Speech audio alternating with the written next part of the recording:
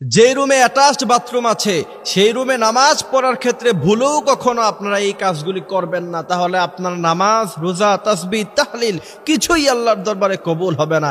বিশেষ করে আমরা যারা শহরে বাস করি, আমাদের প্রত্যেকেরই ফ্ল্যাটে, ঘরে আমাদের রুমের সাথে অ্যাটাচড বাথরুম আছে। তার মানে হাজার হাজার মানুষ, লক্ষ লক্ষ মানুষের ঘরে অ্যাটাচড বাথরুম আছে। আর এই ভুলগুলি করার কারণে লক্ষ লক্ষ মানুষের নামাজ হয় না।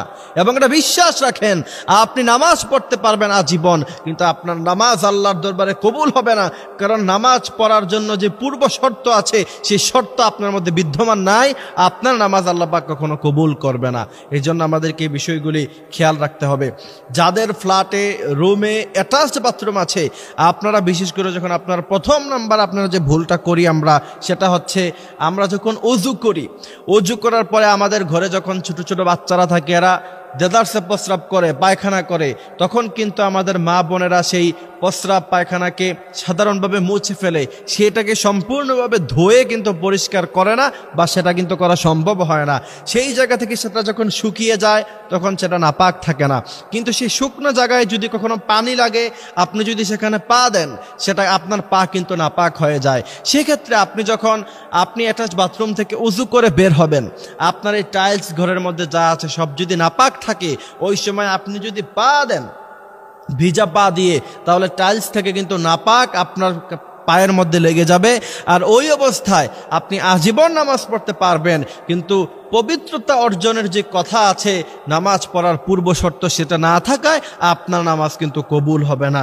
এই বিষয়টা কিন্তু খুব গুরুত্ব দিয়ে খেয়াল রাখতে হবে। এখন আপনি তাহলে কি করবেন? সবসময় যদি সেটা পরিষ্কার করা, পরিচ্ছন্ন করা, পবিত্রতা রাখা যদি সম্ভব না হয়, সেক্ষেত্রে আমরা যেটা করি সেটা হচ্ছে আমাদের বাসায় অজুর স্যান্ডেল আছে। অর্থাৎ আমরা যখন ওয়াশরুম থেকে বের হই, ওই সময় আমরা ওযুর জন্য আলাদা কিছু স্যান্ডেল রাখি।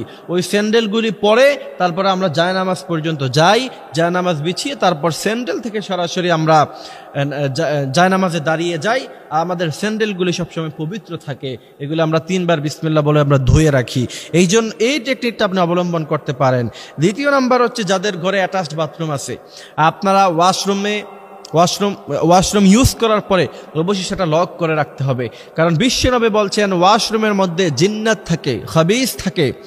আজকাল কিন্তু জিনের আক্রমণ খুব বেশি বেড়ে গিয়েছে, এবং বিশ্বনবী বলছেন কিয়ামতের পূর্বে এই জিনের আক্রমণ খুব বেশি বেড়ে যাবে। আজকাল কিন্তু সেটা প্রমাণ হচ্ছে। ছোট ছোট বাচ্চারা, কোনো অসুস্থতা নাই তারপরও সে সবসময় অসুস্থ, ডাক্তারের কাছে গেলে কোনো অসুস্থতা ধরতে পারে না। এই যে জিন্নাত, খাবিস, এদের বদনজর পড়ে। এই জন্য অবশ্যই ওয়াশরুমটা লাগিয়ে রাখতে হবে। তারপরে হচ্ছে আপনি ঘরের মধ্যে নামাজ পড়তে হবে। এই বিষয়গুলি অবশ্যই আমাদেরকে খেয়াল রাখতে হবে। আমরা যদি এই বিষয় খেয়াল না রাখি, ইসলামটাকে যদি আপনি সঠিকভাবে না বুঝেন, আপনি আমল অল্প করেন, আখলিস দীনাকা ইয়াকফিকাল আমালুল কলিল, আমল অল্প হোক, তবে সেটা যদি সহিহ হয়, সেটা আল্লাহর দরবারে কবুল হয়ে যাবে। বিশ্বনবী বলছেন, তুমি একটা খেজুর দান করো, আর সেটা যদি পাহাড় পরিমাণ, তুমি একটা খেজুর দান করো, সেটা যদি তোমার হৃদয়ে ইখলাস থাকে, পাহাড় পরিমাণ স্বর্ণ দান করলে যতটুকু সওয়াব হয় অতটুকু সওয়াব হয়ে যাবে। আর তুমি পাহাড় পরিমাণ স্বর্ণ দান করলা, হৃদয়ে তোমার ইখলাস নাই, তাহলে কিন্তু আল্লাহ পাকের দরবারে সেই দোয়া, সেই আমল কবুল হবে না, সেই দান কবুল হবে না। এই বিষয়গুলি আমাদেরকে খেয়াল রাখতে হবে। আল্লাহ পাক আমাদেরকে এই বিষয়গুলি, বিশেষ করে নামাজের ক্ষেত্রে পবিত্রতার বিষয়গুলি খুব বুঝে শুনে আমল করার তৌফিক দান করুক। আমিন।